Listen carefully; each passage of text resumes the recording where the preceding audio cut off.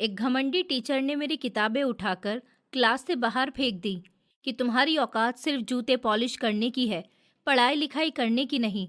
मैं रोता हुआ अपने घर चला गया। फिर वही टीचर 15 साल के बाद पुलिस स्टेशन में कमिश्नर ऑफिसर के केबिन में जा पहुंची। कमिश्नर ऑफिसर ने जैसे ही अपनी चेयर घुमाई, टीचर ने उसका चेहरा देखा तो उसके हाथ से पेपर्स नीचे गिर गए और वो कांपने लगी। क्योंकि मेरा नाम अजय है। मैं अपने केबिन में बैठा हुआ पेपर देख रहा था जब एक हवलदार मेरे केबिन के अंदर आया था। मैंने उसकी तरफ देखा और उसे घूरा। मुझे ये बात बिल्कुल भी पसंद नहीं थी। जब मैं अपने काम में बिजी होता हूँ तो कोई मुझे डिस्टर्ब करे। मैं उससे कुछ कहता, इससे पहले ही उसने सर नीचे झुकाकर मुझसे कहा, एक सरकारी टीचर बाहर खड़ी है और बहुत शोर कर रही है। उसका कहना है कि उसके घर पर किसी ने कब्जा कर लिया है। मैंने उसकी रिपोर्ट लिख ली, मगर फिर भी वो बहुत शोर मचा रही है। उस औरत का कहना है कि वो आपसे मिलना चाहती है। सरकारी रिटायर टीचर के बारे में सुनकर मेरे चेहरे का रंग थोड़ा बदल गया था। पता नहीं क्यों, किसी भी टीचर के बारे में सुनकर मुझे बहुत बुरा लगता था। मेरा दिल घबराने लगता था और बिना बात के मुझे गुस्सा आने लगता था। मैंने हवलदार से कहा कि मैं इस टाइम किसी से भी मिलना नहीं चाहता। तुम उन्हें बाहर से ही भेज दो और कह दो कि मैं अपने काम में बिजी हूँ। वो मुझे फिर कभी मिलेंगे। और तुम जाकर देखो कि उनके घर पर किसने कब्जा किया है। इस बारे में कार्यवाही करो। मेरी बात सुनकर वो हवलदार वहां से गया नहीं था और वहीं रुककर मुझसे कह रहा था कि सर, उस औरत का कहना है कि वो आपको जानती है। वो आपसे मिले बिना यहाँ से नहीं जाएगी। हम सब उससे इतनी देर से यही कह रहे हैं कि सर अभी बिजी हैं, बाद में मिल लेना, लेकिन वो किसी की बात सुनना नहीं चाहती। और वो थोड़ी बूढ़ी औरत लग रही है, काफी परेशान भी है। अच्छा होगा अगर आप एक बार उस औरत से मिल लें। मैं हवलदार की बात सुनकर थोड़ा हैरान हुआ था, क्योंकि मेरी किसी भी सरकारी टीचर से कोई दोस्ती नहीं थी और ना ही मैं किसी को जानता था। मैंने उससे पूछा क्या नाम है उस टीचर का और वो कौन से स्कूल की टीचर रह चुकी है। वो मुझे देखते हुए बोला था, सर, सविता नाम है और वो एक गवर्नमेंट स्कूल की टीचर है जहाँ से आपने अपना 12th किया है। ये बात सुनकर मैं हैरान हो गया था। मुझे ऐसा लग रहा था जैसे मेरे शरीर में करंट सा दौड़ गया हो। मैं 15 साल पीछे चला गया। मेरे मुंह से शब्द बाहर नहीं निकल रहे थे। मैं अपने ख्यालों में खोने लगा था। तभी हवलदार ने मुझसे कहा कि सर, उस औरत को अंदर भेजूं या बाहर से ही उसे वापस लौटा दूं। उसकी बात सुनकर मैं होश में आ गया था। मैंने उससे कहा कि हाँ, भेजो अंदर, मैं भी उनसे मिलना चाहता हूँ। आखिर कौन है वो जो मुझसे मिलना चाहती हैं? मैं सीधा खड़ा हुआ और मैंने अपनी कैप उठाकर सर पर पहनी थी। 15 साल पहले मैं कुछ नहीं था, मेरी कोई औकात नहीं थी और ये मेरे स्कूल की वही टीचर थी जिसने मुझे क्लास से बाहर निकाल दिया था। और आज 15 साल बाद हम एक दूसरे को फिर से आमने सामने देखने वाले थे। उस टीचर ने कहा था कि मैं कभी कुछ नहीं कर सकता, मेरा कुछ नहीं हो सकता, लेकिन आज मैं कमिश्नर ऑफिसर बन गया था। मैं अपने टेबल के पास खड़ा था, मेरा मुंह खिड़की की तरफ था और मैं बाहर की हल्की धूप को देख रहा था, जैसे हर दिन देखता हूँ। लेकिन उस दिन अंदर कुछ अजीब सा खालीपन था। तभी दरवाजे पर हल्की सी आहट हुई और एक धीमी सी आवाज़ आई, सर, क्या मैं अंदर आ सकती हूँ? मैंने बिना पीछे देखे हल्के से हाथ से इशारा किया और वो अंदर आ गई। उसके कदमों की आहट धीरे धीरे मेरे करीब आती गई और फिर वो रुकी और थोड़ी हिचकिचाहट के साथ बोली, सर, मैं आपको नहीं जानती, लेकिन मैंने आपके बारे में बहुत सुना है कि आप सच का साथ देते हैं, इंसाफ करते हैं और लोगों की मदद करते हैं। मेरे साथ बहुत गलत हो रहा है। मैं बहुत ही परेशान हूँ। कुछ गुंडों ने मेरे घर पर कब्जा कर लिया। उसकी आवाज़ में डर था, बेबसी थी और एक उम्मीद भी थी, जैसे वो आखिरी उम्मीद लेकर मेरे पास आई हो। और उसी पल मेरे होठों पर एक हल्की सी मुस्कान आ गई, क्योंकि मैं उसे पहचान चुका था। वो कोई और नहीं, वही औरत थी जिसने 15 साल पहले मेरे दिल पर ऐसा घाव दिया था जो आज तक भरा नहीं था। वही जिसने मुझे पूरी क्लास के सामने बेइज्जत किया था, मेरी गरीबी का मजाक उड़ाया था, मुझे ऐसे देखा था जैसे मैं कोई इंसान ही नहीं हूँ। उस दिन मैं चुपचाप खड़ा था, सबकी हंसी सुन रहा था और अंदर से टूट रहा था। और आज वही औरत मेरे सामने खड़ी थी, हाथ जोड़कर मदद मांग रही थी। ये सोचकर मेरे दिल में एक अजीब सी ठंडक उतर रही थी, जैसे इतने सालों का दर्द आज थोड़ा हल्का हो रहा हो। 15 साल तक मैं हर दिन उस एक पल को याद करके जिया था। हर रात मुझे वही आवाज़ें सुनाई देती थी, वही हंसी, वही ताने, और शायद उसी दर्द ने मुझे बदल दिया था। उसी ने मुझे इतना मजबूत बना दिया कि आज मैं यहाँ तक पहुँचा। और जब मैं धीरे से पलटा और उसकी तरफ देखा तो हमारी नजरें मिली। पहले तो वो बस मुझे देखती रही, जैसे उसे यकीन ही नहीं हो रहा हो। फिर अचानक उसके चेहरे का रंग उड़ गया, उसकी आंखें फैल गईं और वो धीरे से बोली, अजय। और मैं बस हल्की सी मुस्कान के साथ उसे देखता रहा। उसकी सांसें तेज हो गई थी और वो घबराई हुई आवाज में बोली, अजय, तुम कमिश्नर ऑफिसर बन गए हो। ये सुनकर भी मेरे चेहरे पर कोई खास बदलाव नहीं आया, बस वही हल्की सी मुस्कान बनी रही। फिर वो जल्दी जल्दी बोलने लगी, जैसे उसे डर हो कि कहीं मैं उसे मना ना कर दूं। अजय, प्लीज मेरी मदद करो, मुझे तुम्हारी बहुत ज़रूरत है। मेरे घर पर कुछ गुंडों ने कब्जा कर लिया और मुझे बहुत परेशान कर रहे हैं। मैं एक सरकारी टीचर हूँ, मेरी समाज में इज्जत है, लोग मुझे सम्मान देते हैं, लेकिन ये मामला बहुत बड़ा है, नहीं तो मैं कभी तुम्हारे पास नहीं आती। उसकी आवाज़ कांप रही थी, आंखों में आंसू थे और चेहरे पर डर साफ दिख रहा था। फिर उसने धीरे से अपनी बेटी का जिक्र किया और उसकी आवाज़ और भी टूट गई। मेरी बेटी, उसने खुद को कमरे में बंद कर लिया है। वो किसी से बात नहीं करती, किसी से मिलना नहीं चाहती। उसकी हालत बहुत ख़राब है। ये सुनकर मैं थोड़ा चौंका, क्योंकि मैं उसकी बेटी को जानता था। उसका नाम अंजलि था और जैसे ही उसका नाम मेरे दिमाग में आया, मेरे अंदर कुछ और भी बदलने लगा। लेकिन जो उसने आगे कहा, उसने मुझे अंदर तक हिला दिया। उसने कांपती हुई आवाज़ में बताया कि उन गुंडों ने मेरी बेटी को 2 दिन के लिए उठा लिया था। हालांकि उन्होंने उसके साथ कुछ गलत नहीं किया, लेकिन अब वो मुझे धमकी दे रहे हैं कि अगर मैंने अपना घर उन्हें नहीं दिया तो वो मेरी बेटी को बदनाम कर देंगे और सबको यही बताएंगे कि उसके साथ बहुत गलत हुआ है और मैं किसी को मुंह दिखाने लायक नहीं रह जाऊंगी। उसकी आंखों से आंसू लगातार गिर रहे थे और वो अपने शब्दों को संभाल नहीं पा रही थी। आज भले ही लोग पढ़ लिख गए हैं, लेकिन बेटियों के मामले में लोगों की सोच अब भी बहुत छोटी है।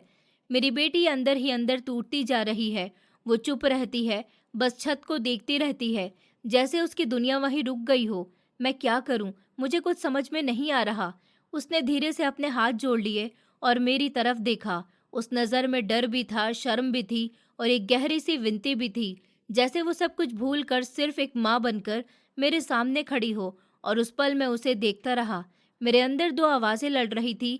एक कह रही थी कि यही मौका है, उसे वही दर्द महसूस कराऊं जो उसने तुम्हें दिया था, और दूसरी कह रही थी कि तुम अब वो अजय नहीं हो, तुम उस दर्द से ऊपर उठ चुके हो, तुम्हारे पास ताकत है और ताकत का सही मतलब बदला नहीं बल्कि इंसाफ होता है।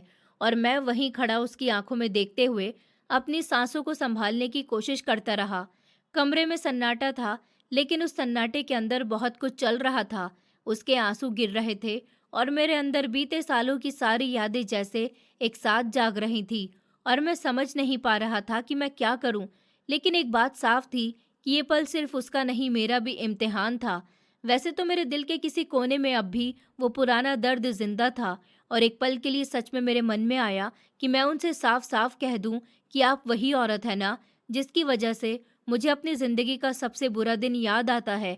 आपने मुझे पूरी क्लास के सामने इतना छोटा महसूस कराया था कि मैं खुद से नज़र नहीं मिला पा रहा था। आपने मेरी गरीबी का मजाक उड़ाया था और उस दिन के बाद मैं बहुत टूट गया था और मैं आपके जैसे इंसान की कोई मदद नहीं करना चाहता। लेकिन ये सब बातें सिर्फ मेरे मन के अंदर ही रह गईं, क्योंकि अब मैं वो पुराना अजय नहीं था। मैं बदल चुका था। मैंने अपने दर्द को अपने अंदर दबाकर रखा और उस वक्त मेरे लिए सबसे ज़रूरी बात ये थी कि उनकी बेटी को कैसे बचाया जाए, क्योंकि उसकी कोई गलती नहीं थी। मैंने गहरी सांस ली और शांत आवाज़ में उनसे कहा, क्या मैं आपके साथ आपके घर चल सकता हूँ? उन्होंने तुरंत हाँ में सर हिला दिया, जैसे उन्हें किसी सहारे की ज़रूरत थी। फिर मैंने उनसे कहा कि मुझे अंजलि से बात करनी होगी, मुझे उससे सब कुछ जानना है और मैं चाहता हूँ कि वो इस तरह से खुद को कमरे में बंद ना रखे, क्योंकि इससे वो और ज़्यादा टूट जाएगी। अगर वो आवाज़ उठाएगी तो ही हम उन लोगों के खिलाफ कुछ कर पाएंगे। मैं उसे समझाऊंगा कि डरना नहीं है और सच के साथ खड़ा होना है। मैंने उन्हें समझाते हुए कहा कि मैंने ऐसे बहुत से केसेस देखे हैं जहां लोग डर जाते हैं और लड़कियों को डराकर चुप करा दिया जाता है, उन्हें घर में बैठा दिया जाता है। वो बोलना चाहती हैं लेकिन बोल नहीं पाती, और कुछ लड़कियां तो डर के मारे खुद को एक कमरे में बंद कर लेती हैं और किसी से मिलना भी नहीं चाहती। लेकिन ये रास्ता सही नहीं है। अगर हम ऐसे ही चुप रहेंगे तो ऐसे लोग और ज़्यादा बढ़ेंगे। इसलिए ज़रूरी है कि वो आगे आए और अपनी आवाज़ उठाए, ताकि उन लोगों को सज़ा मिल सके। मेरी बात सुनकर वो कुछ देर चुप रहीं, फिर उन्होंने धीरे से कहा, मैं आपको अपने घर लेकर चलूंगी, लेकिन आप अंजलि को ये मत बताइएगा कि मैंने आपको सब कुछ बता दिया है। वो मेरी बेटी है, मैं उसे अच्छी तरह जानती हूँ। वो आपको बहुत पसंद करती है, और अगर उसे पता चला कि मैंने उसके बारे में सब कुछ आपको बता दिया तो वो और ज़्यादा परेशान हो जाएगी। मैं उनकी बात समझ गया और हल्के से सर हिलाकर हामी भर दी। फिर वो खड़ी हो गई और मैंने कहा, चलिए। हम दोनों ऑफिस से बाहर की तरफ चलने लगे। जैसे ही मैं बाहर निकला, वहां मौजूद सारे ऑफिसर मुझे देखकर खड़े हो गए और सलाम करने लगे। मैंने उन्हें बैठने का इशारा किया और बिना रुके बाहर की तरफ बढ़ गया। मैं उन्हें अपनी गाड़ी तक लेकर गया और दरवाज़ा खोलकर उन्हें बैठाया। फिर खुद ड्राइविंग सीट पर बैठा और गाड़ी स्टार्ट कर दी। मुझे उनके घर का रास्ता पता था, इसलिए मैंने उनसे एड्रेस नहीं पूछा और सीधे सड़क पर गाड़ी बढ़ा दी। बाहर सड़क पर हल्की हलचल थी, लोग अपने काम में लगे हुए थे, लेकिन मेरे अंदर बहुत कुछ चल रहा था। मैं चुपचाप गाड़ी चला रहा था और मेरे मन में बार बार वही सवाल आ रहा था कि आखिर ऐसा क्या है जो मुझे अंजलि के लिए इतना बेचैन कर रहा है। मैं उसे ज़्यादा जानता भी नहीं था, बस एक दो बार ही उससे मिला था, लेकिन फिर भी उसके बारे में सुनकर मेरे दिल में उसके लिए एक अलग सी हमदर्दी जाग गई थी, जैसे मैं उसे किसी भी हालत में बचाना चाहता हूँ। शायद इसीलिए क्योंकि मैं दर्द को समझता था, या शायद इसीलिए क्योंकि मैं नहीं चाहता था कि किसी और को भी वही सब सहना पड़े जो मैंने सहा था। मैं गाड़ी चलाते हुए खामोश था और वो भी चुप बैठी थी। दोनों के बीच एक अजीब सी खामोशी थी जो बहुत कुछ कह रही थी। रास्ता आगे बढ़ रहा था, लेकिन मेरा मन धीरे धीरे पीछे की तरफ जा रहा था। जैसे मैं 15 साल पीछे चला गया था और मुझे अपना छोटा सा घर याद आने लगा, जहाँ मैं अपने पिताजी और माँ के साथ रहता था। हमारा घर बहुत छोटा था, लेकिन उसी में हमारी पूरी दुनिया बसती थी। पिताजी सुबह जल्दी उठकर मजदूरी के लिए चले जाते थे और देर शाम थके हुए घर लौटते थे। उनके कपड़ों पर धूल लगी होती थी, चेहरे पर थकान साफ दिखाई देती थी, लेकिन फिर भी जब वो मुझे देखते थे तो हल्की सी मुस्कान उनके चेहरे पर आ जाती थी, जैसे सारी थकान एक पल के लिए गायब हो गई हो। हमारे घर का गुजारा बहुत मुश्किल से चलता था। कभी कभी तो ऐसा भी होता था कि घर में खाने के लिए बहुत कम होता था, लेकिन माँ हमेशा किसी तरह सब संभाल लेती थी। मैं उस समय सिर्फ 14 साल का था, लेकिन इतनी छोटी उम्र में ही मैंने बहुत सारी परेशानियां देख ली थी। मैं रोज अपने पिताजी को इतना मेहनत करते हुए देखता कि मेरे दिल में कसक सी उठती थी कि मैं भी कुछ करूं, उनकी मदद करूं। एक दिन मैंने हिम्मत करके पिताजी से कहा, पिताजी, आप पूरा दिन इतनी मेहनत करते हैं, फिर भी हमारे घर का खर्चा ठीक से नहीं चल पाता। मैं चाहता हूं कि मैं भी आपके साथ काम करूं, आपकी मदद करूं। मेरी बात सुनकर पिताजी कुछ पल चुप रहे। उन्होंने मेरी तरफ देखा लेकिन कुछ नहीं कहा और बिना कुछ बोले घर से बाहर चले गए। उनकी उस खामोशी ने मुझे अंदर से बेचैन कर दिया था। मुझे समझ ही नहीं आया कि उन्होंने कुछ कहा क्यों नहीं। मैं थोड़ा परेशान हो गया और फिर माँ के पास गया। मैंने माँ से कहा, माँ, मैं भी आप लोगों की मदद करना चाहता हूँ। मैं देखता हूँ कि घर का खर्चा कितना मुश्किल से चलता है। पिताजी अकेले सब कुछ नहीं संभाल पा रहे। अगर मैं भी काम करूँगा तो शायद थोड़ी राहत मिल जाएगी। माँ ने मेरी बात ध्यान से सुनी, फिर मेरे सर पर हाथ फेरते हुए बोली, बेटा, तुम अभी बहुत छोटे हो, तुम्हें इन सब बातों की चिंता नहीं करनी चाहिए। तुम्हारी उम्र अभी पढ़ने लिखने की है, तुम बस अपनी पढ़ाई पर ध्यान दो और बाकी सब हमें संभालने दो। उनकी बात सुनकर मैं चुप तो हो गया, लेकिन मेरे दिल के अंदर जो चल रहा था वो खत्म नहीं हुआ। कुछ दिन ऐसे ही बीतते रहे, लेकिन घर की परेशानियां कम होने के बजाय और ज्यादा बढ़ने लगी। पिताजी की तबीयत भी अक्सर खराब रहने लगी थी। उन्हें खांसते हुए देखना और फिर भी काम पर जाते हुए देखना मेरे लिए बहुत मुश्किल होता था। एक दिन मैंने मन ही मन फैसला कर लिया कि अब मैं भी पिताजी के साथ मजदूरी करने जाऊंगा। अगले दिन मैं उनके साथ काम पर चला गया। सुबह से लेकर शाम तक मैंने उनके साथ काम किया। भारी सामान उठाना, ऊपर ले जाना, फिर नीचे आना, फिर से ऊपर जाना, ये सब बहुत मुश्किल था। मेरा शरीर दर्द कर रहा था, हाथ कांप रहे थे, लेकिन फिर भी मैं रुका नहीं, क्योंकि मेरे मन में बस एक ही बात थी कि मैं अपने पिताजी की मदद कर रहा हूँ। पूरा दिन मेहनत करने के बाद जब शाम को हमें पैसे मिले तो मैं अंदर से बहुत खुश था। मुझे ऐसा लग रहा था कि आज पिताजी मुझसे बहुत खुश होंगे। हम दोनों घर की तरफ जा रहे थे और मैं उनके चेहरे को देख रहा था, लेकिन उनके चेहरे पर खुशी नहीं थी, बल्कि एक अजीब सी चिंता थी। उन्होंने रास्ते में मुझे रोका और सड़क के किनारे बैठ गए। फिर मेरी तरफ देखकर बोले, बेटा मेरी बात ध्यान से सुनो, तुम इस काम के लिए नहीं बने हो, तुम्हें ये मजदूरी नहीं करनी चाहिए। उनकी बात सुनकर मैं हैरान रह गया। मैंने कहा, पिताजी मैंने तो आपकी मदद की है, कि आप मुझसे खुश नहीं हैं? उन्होंने तुरंत कहा, नहीं बेटा, बात वो नहीं है। मैं नहीं चाहता कि मेरा बेटा भी मेरी तरह मजदूरी करे। मैं चाहता हूँ कि तुम पढ़ो लिखो और एक बड़े ऑफिसर बनो। तुम्हारी उम्र अभी पढ़ाई करने की है। मुझसे वादा करो कि तुम दोबारा मेरे साथ मजदूरी करने नहीं आओगे। उनकी बात सुनकर मैं कुछ पल चुप रहा। फिर मैंने धीरे से कहा, पिताजी मैं आपसे वादा नहीं कर सकता, क्योंकि मैं जानता हूँ कि हमारे हालात अच्छे नहीं हैं, और मैंने आपसे यही सीखा है कि इंसान को कभी भी मेहनत करने से पीछे नहीं हटना चाहिए, चाहे काम छोटा हो या बड़ा। अगर ज़रूरत हो तो करना चाहिए। मेरी बात सुनकर पिताजी के चेहरे पर हल्की सी मुस्कान आई। उन्होंने मेरे सर पर हाथ रखा और प्यार से बोले कि तुम अभी बहुत छोटे हो, इतनी बड़ी बातें मत सोचो। तुम बस अपनी पढ़ाई पर ध्यान दो और देखना, एक दिन तुम बहुत बड़े ऑफिसर बनोगे। उनके उन शब्दों ने मेरे दिल में कहीं गहराई तक जगह बना ली थी। उस दिन मुझे समझ नहीं आया था, लेकिन आज जब मैं पीछे मुड़कर देखता हूँ तो लगता है कि उसी दिन मेरे पिताजी ने मेरे अंदर एक सपना बो दिया था। एक ऐसा सपना जो धीरे धीरे बड़ा होता गया और जिसने मेरी पूरी जिंदगी बदल दी। फिर हम दोनों घर पहुंचे और जैसे ही माँ ने मुझे देखा तो वो एकदम से घबरा गईं। उन्होंने मुझे अपनी तरफ खींचकर गले लगा लिया और रोते हुए कहने लगी कि क्या ज़रूरत थी तुम्हें पिताजी के साथ मजदूरी करने जाने की? अपना हाल देखो, तुमने अपने आप को क्या बना लिया? मैंने उन्हें शांत करने की कोशिश की और हल्की सी मुस्कान के साथ कहा, आप परेशान मत होइए, मैंने कोई काम नहीं किया, मैं तो बस वहाँ बैठा रहा, सारा काम पिताजी ने किया है, मैंने कुछ भी नहीं किया। लेकिन माँ मेरी बातों में नहीं आई। उन्होंने मेरे हाथ पकड़ लिए और जैसे ही उन्होंने मेरे हाथों को देखा तो उनकी आंखों से आंसू और तेज गिरने लगे। मेरे हाथ पूरे लाल हो चुके थे और दर्द से कांप रहे थे। पूरे शरीर में थकान थी और चलना भी मुश्किल हो रहा था। माँ ने गुस्से और दर्द से भरी आवाज़ में कहा, अब तुम अपनी माँ से झूठ बोलोगी क्या? मुझे तुम्हारी हालत दिखाई नहीं दे रही?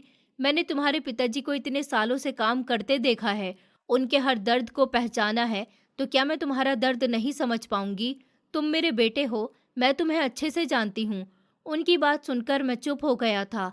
वो मुझे प्यार से सहला रही थी और साथ ही समझा भी रही थी कि अब तुम कहीं भी काम पर नहीं जाओगे, तुम अभी बहुत छोटे हो, तुम्हें ऐसी मेहनत करने की ज़रूरत नहीं है। मैंने उनकी बात मान ली और खाना खाकर सोने चला गया। लेकिन उस रात मेरे लिए सोना आसान नहीं था। पूरे शरीर में इतना दर्द था कि करवट बदलना भी मुश्किल हो रहा था। ऊपर से मुझे बुखार भी आ गया था।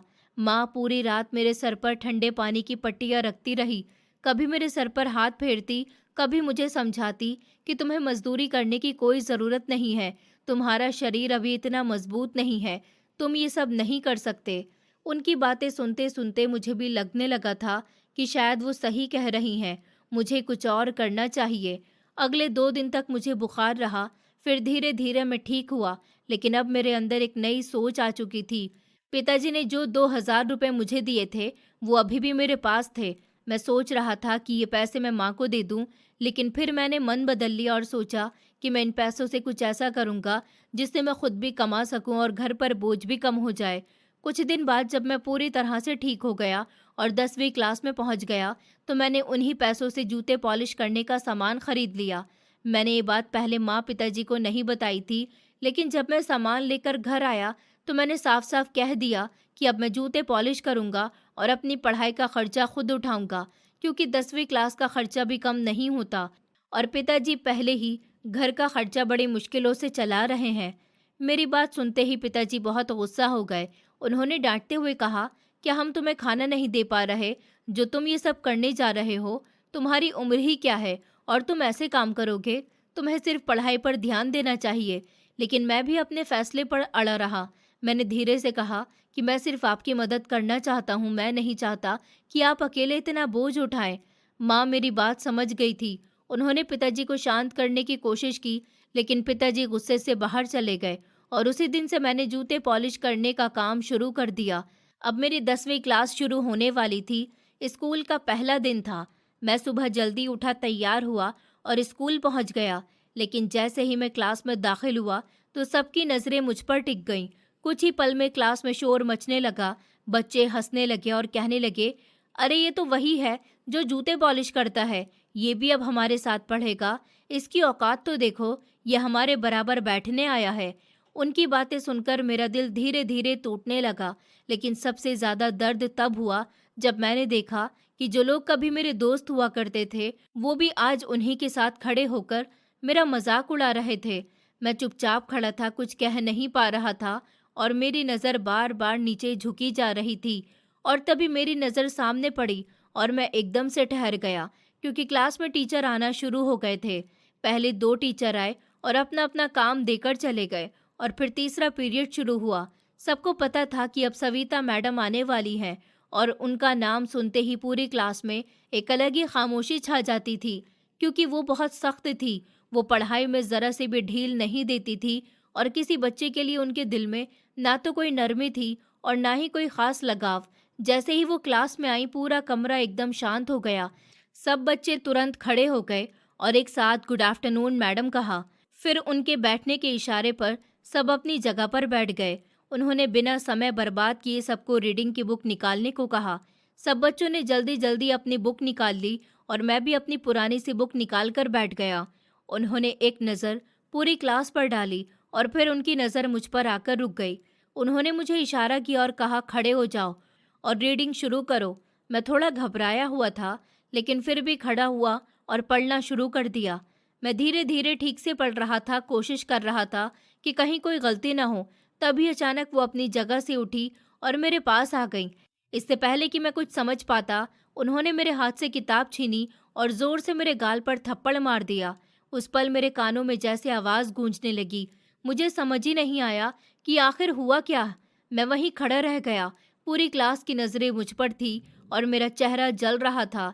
मैं सोच रहा था कि शायद मुझसे पढ़ने में कोई गलती हो गई होगी, लेकिन मैं तो ठीक ही पढ़ रहा था। फिर उन्होंने गुस्से में कहा, आज क्लास का पहला दिन है और तुमने अपनी नई बुक की यह हालत कर दी। तुम्हें इतनी भी समझ नहीं है कि किताब को कैसे संभाल कर रखा जाता है। मैंने तुम्हें देखा है सड़क पर बैठकर लोगों के जूते पॉलिश करते हुए। यही तुम्हारी औकात है। तुम पढ़ाई के लायक नहीं हो।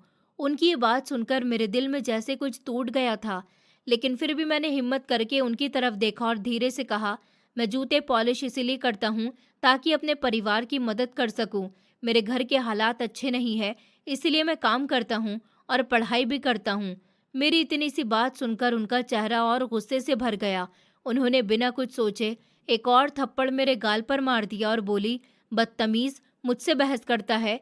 तुम्हारी इतनी हिम्मत कैसे हुई? अभी के अभी मेरी क्लास से बाहर निकल जाओ और जब भी मैं क्लास में आऊं तुम खुद ही बाहर चले जाया करना, वरना ठीक नहीं होगा। उनकी आवाज़ इतनी सख्त थी कि मैं कुछ बोल ही नहीं पाया। मेरी आंखों में आंसू आ गए थे, लेकिन मैं चुपचाप अपना सर झुकाकर क्लास से बाहर निकल गया। उस समय मेरे अंदर इतना डर और दर्द था कि मैं कुछ भी नहीं कर सकता था।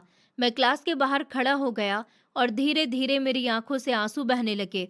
मुझे समझ नहीं आ रहा था कि मैंने ऐसा क्या गलत कर दिया था जो मेरे साथ ऐसा बर्ताव हो रहा है।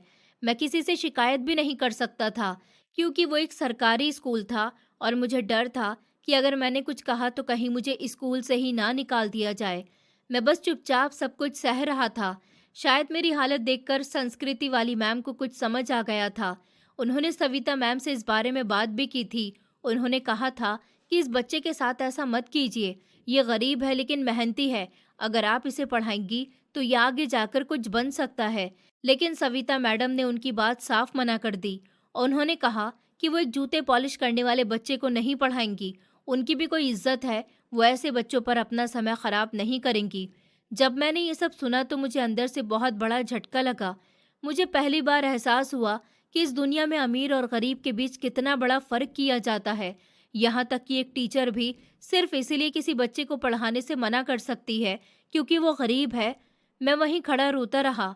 मेरी आंखों से आंसू नहीं रुक रहे थे और उस दिन मुझे ऐसा लगा जैसे मेरे पास सब कुछ होते हुए भी कुछ भी नहीं है और मैं पूरी तरह अकेला खड़ा हुआ हूँ।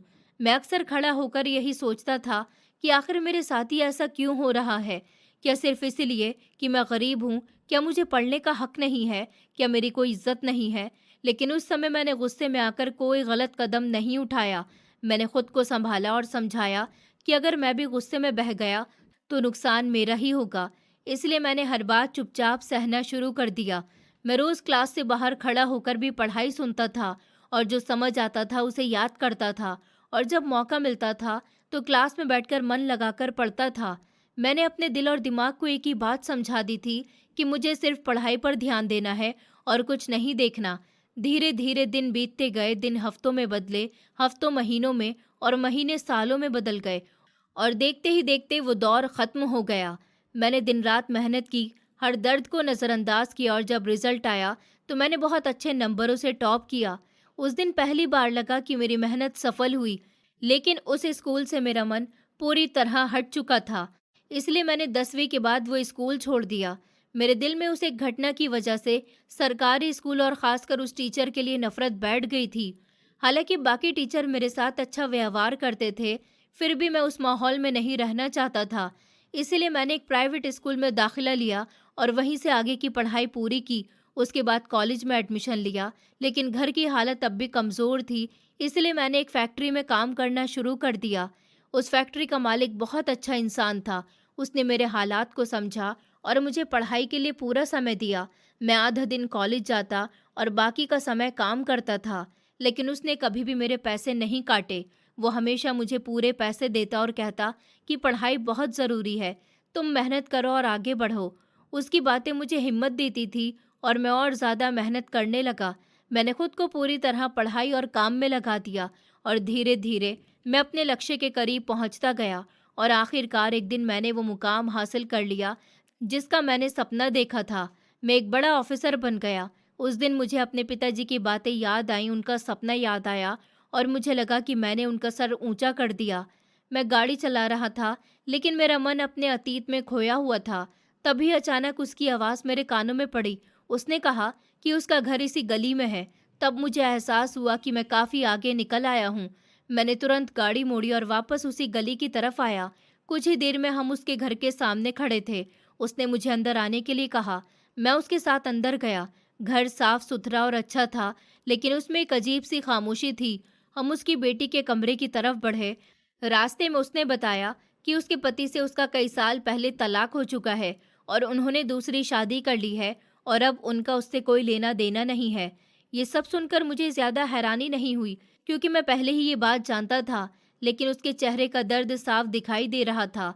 वो कमरे के बाहर खड़ी होकर अपनी बेटी को आवाज़ दे रही थी, लेकिन अंदर से कोई जवाब नहीं आ रहा था। तब मैंने उससे कहा कि मैं उसकी बेटी से अकेले में बात करना चाहता हूँ, आप थोड़ी देर के लिए यहाँ से हट जाइए। वो चुपचाप पीछे हट गईं और मैं दरवाजे के सामने खड़ा हो गया। उस दरवाजे के पीछे एक टूटी हुई लड़की अपने डर और दर्द के साथ खुद को बंद किए बैठी थी, और अब मुझे उसे हिम्मत देना था, उसे फिर से खड़ा करना था, और उसे ये यकीन दिलाना था कि वो अकेली नहीं है। उसकी माँ के चले जाने के बाद मैंने पहले उसे आवाज़ दी, अंजलि, अंजलि, लेकिन उसने दरवाज़ा नहीं खोला। मैं कुछ पल वहीं खड़ा रहा। घर के अंदर अजीब सी खामोशी थी, जैसे हर चीज़ डर के साए में रुक गई हो। फिर मैंने थोड़ा पास आकर दरवाजे पर हल्का सा हाथ रखा और धीरे से कहा, अंजलि, दरवाज़ा खोलो, मैं हूँ, मैं तुमसे बात करने आया हूँ। लेकिन अंदर से कोई जवाब नहीं आया।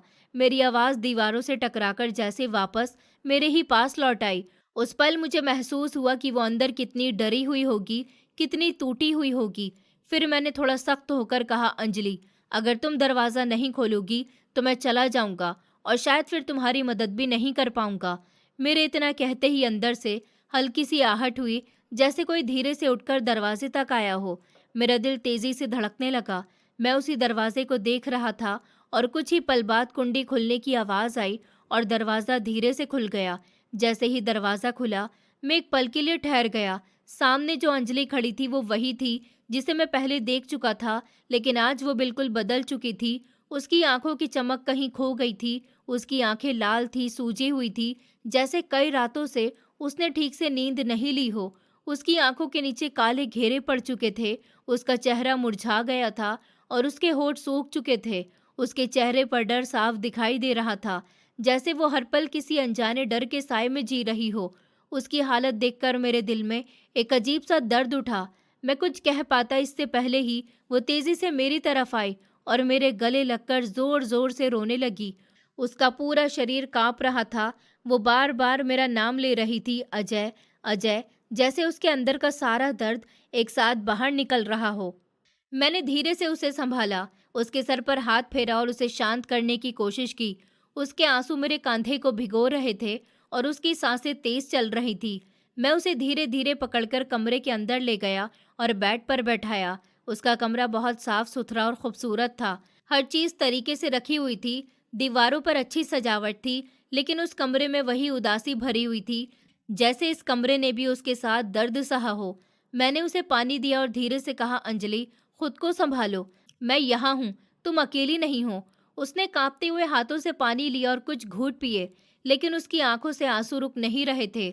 मैंने उसकी तरफ देखते हुए कहा, क्या तुम इतनी कमजोर हो गई हो कि तुम्हारे साथ इतना सब कुछ हो जाए और तुम उसके खिलाफ आवाज भी न उठाओ? मेरी बात सुनकर उसने मेरी तरफ देखा। उसकी आंखों में दर्द के साथ साथ डर भी था और शायद थोड़ा सा भरोसा भी था। उसने धीमी आवाज में कहा, मेरे साथ कुछ गलत नहीं हुआ, लेकिन उन्होंने मुझे बदनाम करने की साजिश रची है। और इतना कहते ही उसकी आंखों से फिर आंसू बहने लगे। उसने मुझे बताया कि कुछ दिन पहले कुछ लोग उनके घर आए थे। उन्होंने उसकी माँ को धमकी दी थी कि घर उनके नाम कर दो, वरना वो उसे उठा ले जाएंगे। जब उन्होंने उसकी माँ को धक्का दिया तो वो खुद को रोक नहीं पाई और उनके सामने जाकर खड़ी हो गई। उसने उनसे कहा कि मेरी माँ को हाथ लगाने की हिम्मत कैसे हुई। तभी उनमें से एक आदमी ने उसका हाथ पकड़ा और उसे जबरदस्ती अपने साथ ले गया। जाते जाते उन्होंने उसकी माँ को धमकी दी कि अगर 2 दिन के अंदर कागज उनके नाम नहीं हुए तो वो उसे बदनाम कर देंगे। उन्होंने उसे एक कमरे में बंद कर दिया था। वो कमरा छोटा और बंद था, उसमें बस एक बिस्तर था और कुछ नहीं।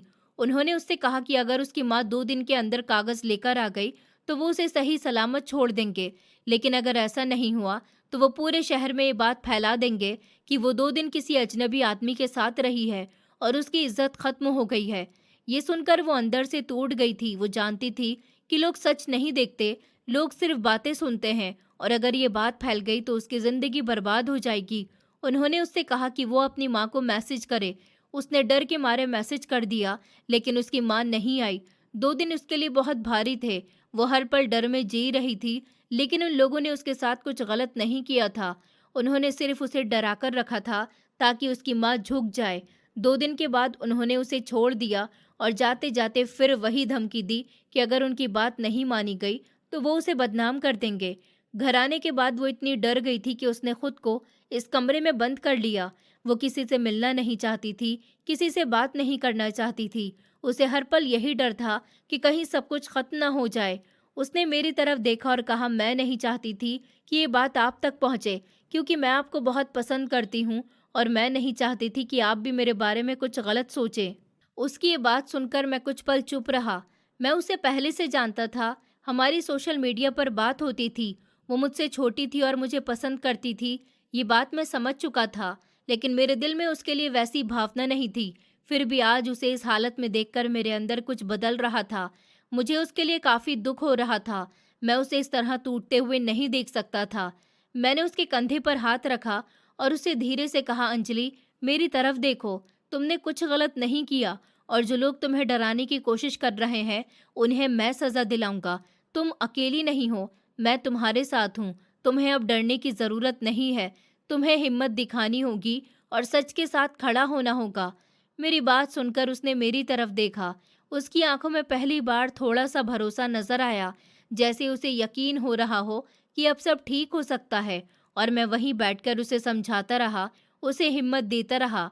और उस पल मुझे सिर्फ यही लग रहा था कि अब ये सिर्फ उसका नहीं बल्कि मेरा भी फर्ज है कि मैं उसे इस डर से बाहर निकालूं और उन लोगों को सजा दिलाऊं जिन्होंने उसकी जिंदगी में इतना डर भर दिया। मैंने अंजलि को बहुत देर तक समझाया, उसे बार बार यही कहा कि अब उसे डरने की कोई ज़रूरत नहीं है और जो हुआ है उसमें उसकी कोई गलती भी नहीं है। धीरे धीरे वो थोड़ी शांत हुई, उसकी आंखों में थोड़ा सा भरोसा वापस आया और फिर मैं वहां से निकल गया। मेरा दिमाग अब पूरी तरह अपने काम पर था। मैं सीधे पुलिस स्टेशन पहुंचा और वहां जाकर बिना समय गवाए उन लोगों के खिलाफ कार्रवाई शुरू कर दी। मैंने सविता मैडम से पूरी बात लिखित में ली और उनकी रिपोर्ट दर्ज करवाई। फिर अपनी टीम के साथ उन गुंडों की तलाश शुरू कर दी। ज्यादा समय नहीं लगा, हम लोगों ने उन्हें पकड़ लिया और थाने लाकर लॉकअप में बंद कर दिया। शुरू में वो लोग बहुत अकड़ दिखा रहे थे, झूठ बोल रहे थे और खुद को बचाने की कोशिश कर रहे थे, लेकिन जब उनसे सख्ती से पूछताछ की गई तो धीरे धीरे उनका घमंड टूटने लगा और आखिरकार उन्होंने सच बोल दिया।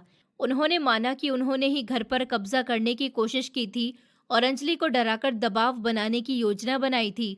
उनका सच सामने आते ही मैंने उन्हें कानूनी प्रक्रिया के तहत जेल भेज दिया और इस तरह उनका खेल खत्म हो गया। जब सब कुछ हो गया तो मैं सविता मैडम के पास गया और उनसे कहा कि अब आपको इन लोगों से डरने की कोई ज़रूरत नहीं है। अब ये लोग आपके घर के आसपास भी नहीं आएंगे और ना ही आपकी बेटी को कोई बदनाम कर पाएगा। मुझे लगा था कि वो मेरी बात सुनकर राहत की सांस लेंगी और शायद मुझे धन्यवाद भी कहेंगी, लेकिन उन्होंने जो कहा वो सुनकर मैं कुछ पल के लिए चुप रह गया। उन्होंने मेरी तरफ देखा और बोली, अजय, मैं तुम्हें उस दिन ही पहचान गई थी जब तुम ऑफिसर की वर्दी में मेरे सामने खड़े थे। मैं समझ गई थी कि तुम वही लड़के हो जो 15 साल पहले मेरी क्लास में थे, जिन्हें मैंने सबके सामने डांटा था और क्लास से बाहर भेजा था। उनकी ये बात सुनकर मेरे दिल में पुरानी बातें फिर से जाग गईं, लेकिन मैं चुप रहा। वो आगे बोली, तुम्हें शायद लगा होगा कि मैं तुम्हारे साथ गलत करती थी, तुम्हारी गरीबी का मजाक उड़ाती थी, तुम्हें क्लास के बाहर निकाल देती थी, लेकिन मैंने ऐसा जानबूझकर किया था क्योंकि मैंने तुम्हारे अंदर एक अलग ही जुनून देखा था। तुम्हारी आंखों में कुछ करने की आग थी और मैं जानती थी कि अगर उस वक्त मैं तुम्हारे साथ नरमी दिखाती, तुम्हें सहानुभूति देती, तो शायद वो आग ठंडी पड़ जाती। तुम उतना नहीं लड़ पाते जितना तुमने लड़ा। उन्होंने कहा, मैं चाहती थी कि तुम गुस्से में ही सही लेकिन कुछ बड़ा करने की ठान लो और खुद को साबित करो। जब मैंने तुम्हारे साथ सख्ती की तो बाकी बच्चे तुम्हारा मजाक उड़ाना छोड़कर तुम्हारे लिए सोचने लगे, तुम्हें समझने लगे और तुम्हारे अंदर भी एक जिद आ गई कि तुम्हें कुछ बनकर दिखाना है। उन्होंने ये भी बताया कि जब एक दूसरे टीचर ने मुझसे कहा था कि मैं तुम्हारे साथ ऐसा बर्ताव न करूं, तो मैंने उनकी बात नहीं मानी थी। यहाँ तक कि उन्होंने प्रिंसिपल से भी शिकायत की थी और मुझे चेतावनी मिली थी कि अगर मैंने तुम्हें क्लास में नहीं बैठाया तो मेरी नौकरी भी जा सकती है।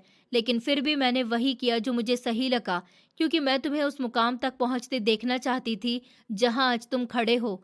उनकी बातें सुनकर मैं अंदर से थोड़ा उलझ गया था। मुझे समझ नहीं आ रहा था कि जो कुछ उन्होंने किया वो सही था या गलत, लेकिन इतना ज़रूर था कि आज मैं जहाँ था वहाँ तक पहुँचने में मेरे हर दर्द, हर ठोकर का हाथ था और शायद उनमें उनका भी एक हिस्सा था। मैंने उनसे कुछ नहीं कहा, बस चुपचाप उनकी बात सुनता रहा। फिर मैं अंजलि के पास गया और उससे कहा कि अब उसे डरने की कोई ज़रूरत नहीं है। न कोई उसे बदनाम करेगा और ना ही कोई उसके ऊपर कोई झूठा इल्ज़ाम लगाएगा।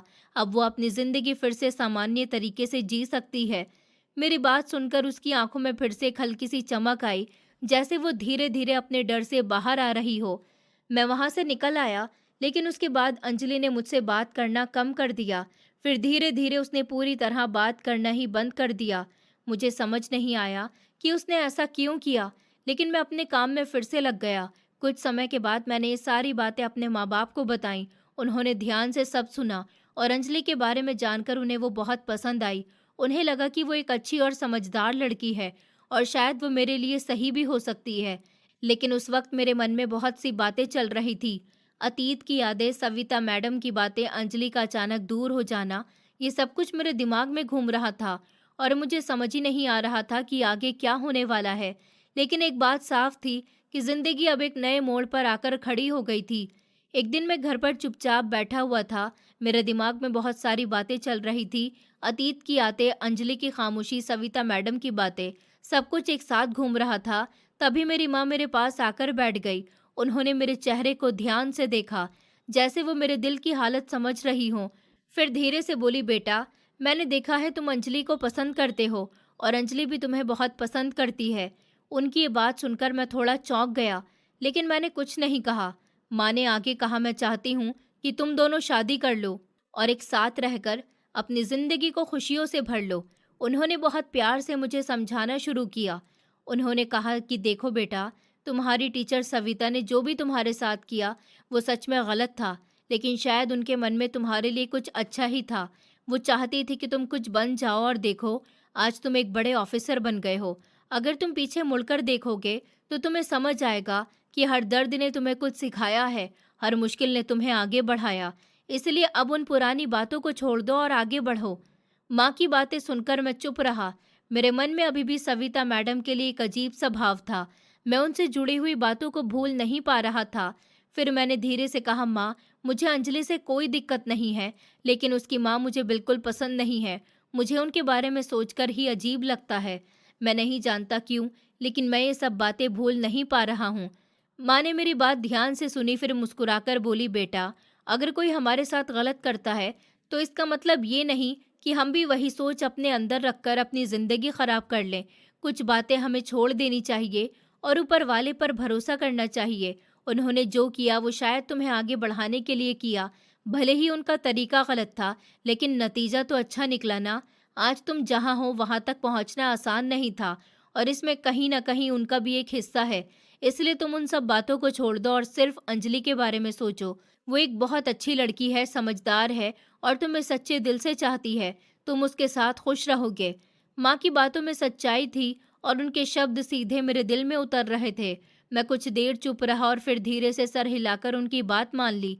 अगले ही दिन मैं अपनी माँ के साथ अंजलि के घर गया। हम उसके लिए रिश्ता लेकर गए। जैसे ही हम वहाँ पहुँचे, सविता मैडम ने हमें देखा तो उनके चेहरे पर एक अलग ही खुशी थी। उन्होंने हमें अंदर बैठाया और जैसे ही माँ ने बात शुरू की तो उन्होंने बिना ज्यादा सोचे तुरंत हाँ कर दी। उनकी आंखों में सुकून था, जैसे उन्हें भी यही इंतजार था। अंजलि तो मुझे पहले ही पसंद करती थी, ये बात मैं जानता था, और जब उसे इस बारे में पता चला तो उसकी खुशी उसके चेहरे पर साफ दिखाई दे रही थी। कुछ ही महीनों में हमारी शादी तय हो गई और फिर हमारी शादी हो गई। उस दिन मुझे लगा कि जिंदगी ने एक नया मोड़ ले लिया। अब सब कुछ बदल रहा है। मैं और अंजलि एक नए रिश्ते में बन चुके थे और हम दोनों ने मिलकर अपनी जिंदगी की नई शुरुआत की। शुरू में थोड़ा अजीब लगा, लेकिन धीरे धीरे सब सामान्य हो गया। हम दोनों एक दूसरे को समझने लगे, एक दूसरे का सहारा बनने लगे, और सच कहूँ तो वो पल मेरी जिंदगी के सबसे सुकून भरे पल थे। हम दोनों साथ में हंसते थे, बातें करते थे और अपने छोटे छोटे सपनों को मिलकर पूरा करने की कोशिश करते थे। जिंदगी अब पहले जैसी नहीं रही थी। अब उसमें एक सुकून था, एक अपनापन था, और मैं धीरे धीरे अपने अतीत के हर दर्द को भूलता जा रहा था और आगे बढ़ रहा था, क्योंकि अब मेरे पास अंजलि थी और उसके साथ मुझे एक नई उम्मीद मिल गई थी, एक नई शुरुआत मिल गई थी, और हम दोनों अपनी जिंदगी को मिलकर बहुत खुशी से जी रहे थे। आज भी जब मैं उन पुरानी बातों को याद करता हूँ तो मेरे दिल में एक अजीब सा एहसास उठता है। कभी लगता है कि जो मेरे साथ हुआ वो बिल्कुल गलत था, और कभी लगता है कि शायद उसी ने मुझे और मजबूत बना दिया। लेकिन सच कहूँ तो एक टीचर का अपने स्टूडेंट के साथ ऐसा व्यवहार करना सही नहीं होता, किसी भी हालत में नहीं होता। एक टीचर का काम सिर्फ पढ़ाना नहीं होता, बल्कि अपने स्टूडेंट को समझना, उसका हौसला बढ़ाना और उसे सही रास्ता दिखाना भी होता है। उस समय अगर सविता मैडम मुझे डांटने के बजाय प्यार से समझाती, मेरा साथ देती, तो शायद मुझे उतना दर्द नहीं होता जितना उस दिन हुआ था। उस एक घटना ने मुझे अंदर तक हिला दिया। मुझे अपनी गरीबी का एहसास इस तरह कराया गया जैसे वो कोई गलती हो, जबकि सच तो ये है कि गरीब होना कोई गलती नहीं होती। इंसान की पहचान उसके हालात से नहीं बल्कि उसके इरादों से होती है, और मेरे अंदर पढ़ने का जुनून तो पहले से ही था। मैं वैसे भी कुछ करना चाहता था, अपने माँ बाप के लिए, अपनी ज़िंदगी के लिए। मैं मेहनत करता ही, क्योंकि मुझे पता था कि यही एक रास्ता है जिससे मैं अपने हालात बदल सकता हूँ। इसीलिए ये कहना कि किसी की सख्ती ही किसी को कामयाब बनाती है, ये पूरी तरह सही नहीं है। हाँ, कुछ लोग सख्ती से सीख जाते हैं, लेकिन हर इंसान एक जैसा नहीं होता। कई लोग टूट भी जाते हैं। इसलिए एक टीचर को हमेशा समझदारी से काम लेना चाहिए। उसे ये समझना चाहिए कि सामने वाला बच्चा किस हाल में है, उसे डांट की ज़रूरत है या हौसले की ज़रूरत है। अगर उस दिन मैं टूट जाता, हिम्मत हार जाता, तो शायद आज यहाँ तक नहीं पहुँच पाता। इसलिए मैं हर टीचर से यही कहना चाहूँगा कि अपने स्टूडेंट्स के साथ अच्छा व्यवहार करें, चाहे वो गरीब हो या अमीर। हर बच्चे के अपने हालात होते हैं, अपनी परेशानियाँ होती हैं, लेकिन हर बच्चे के अंदर कुछ बनने की चाह भी होती है। उसे बस सही दिशा और सही सहारा चाहिए। आपका फ़र्ज़ है कि आप उसे पढ़ाएं, उसे आगे बढ़ने का मौका दें, ना कि उसे उसके हालात के लिए नीचा दिखाएं। एक छोटा सा अच्छा शब्द किसी की ज़िंदगी बदल सकता है, और एक बुरा शब्द किसी को अंदर से तोड़ सकता है। इसलिए हमेशा अपने शब्दों का ध्यान रखें, अपने व्यवहार का ध्यान रखें, क्योंकि आप सिर्फ एक टीचर नहीं, बल्कि किसी की ज़िंदगी को आकार देने वाले इंसान हैं, और आपका एक सही कदम किसी बच्चे का पूरा भविष्य बदल सकता है। दोस्तों, उम्मीद करती हूँ आपको हमारी कहानी पसंद आई होगी। कहानी पसंद आई है तो वीडियो को लाइक करें, चैनल पर नए हैं तो चैनल को सब्सक्राइब करें, और हाँ, नोटिफिकेशन बेल को ज़रूर दबाएं ताकि अगली अपडेट सबसे पहले आपको मिले।